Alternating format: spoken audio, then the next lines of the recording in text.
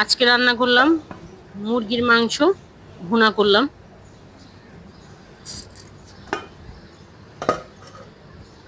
আর ভুনা খিচুড়ি, পোলার চাল দিয়ে ভুনা খিচুড়ি রান্না করলাম, সাথে ডিম। তো আসসালামু আলাইকুম, কেমন আছেন সবাই? আশা করি ভালোই আছেন। আর সবাইকে জুম্মা মোবারক। তো মুগ ডালটা আমি ভেজে তারপরে সিদ্ধ করে নিয়েছি, মানে আরেকটু সিদ্ধ হবে, তো সিদ্ধ করে নিচ্ছি। এরপর আমি ডিমগুলো ভেজে নিব।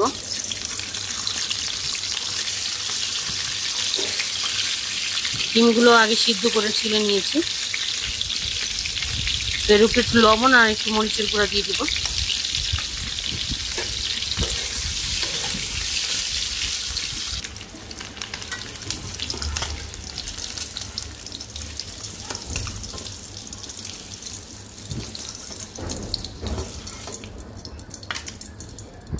এখন এই কড়াইয়ের মধ্যে মুরগির মাংসটা বসাবো, এই জন্য পেঁয়াজ দিলাম আর তেল দিলাম।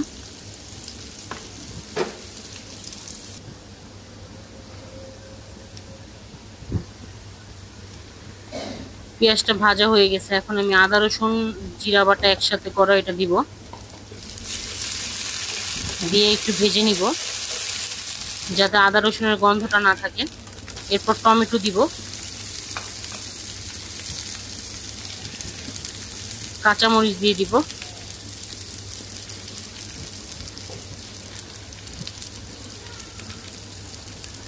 এরপর বেসিক যে মশলাগুলো দিয়ে দিব আমি পরিমাণ মতো সব।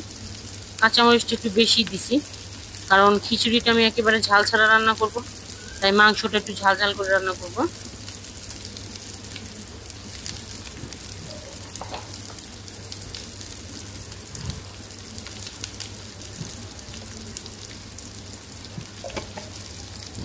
ভাজা জিরার গুঁড়ো দিয়ে দিলাম, এলাচ দারচিনি দিয়ে দিলাম। এখন মাংসগুলো দিয়ে ভালো করে কষাবো।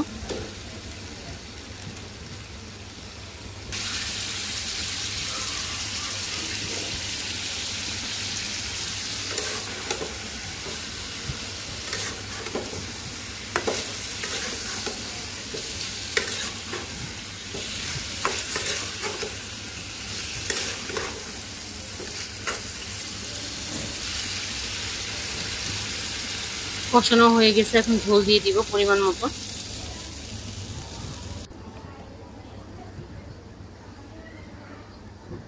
আর একটু ভাজা জিরার গুঁড়ো উপর থেকে দিয়ে দিব।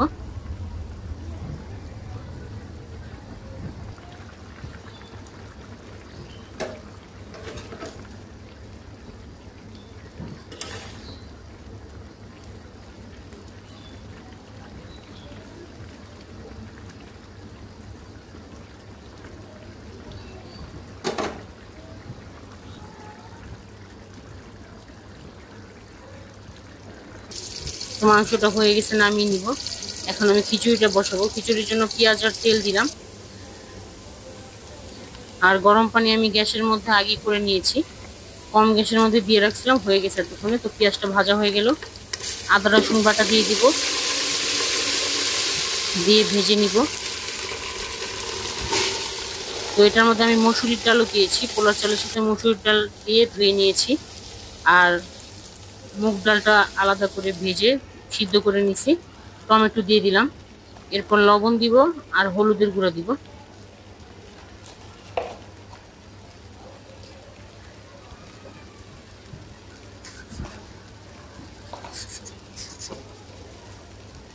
আর একটু ভাজা জিরার গুঁড়াও দিয়ে দিব। জিরা বাটাও ছিল আদা রসুনের সাথে, এটা ভালো করে ভাজবো। ভাজা হয়ে গেলে গরম পানি দিয়ে দিব পরিমাণ মতো।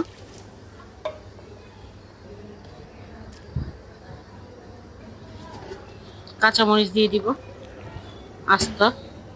তো এই যে বলক চলে আসছে, পানি শুকিয়ে আসছে। এখন আমি আরেকটু পানি শুকালে এটাকে ভাবে দিয়ে দিব, চুলার আঁচ কমিয়ে।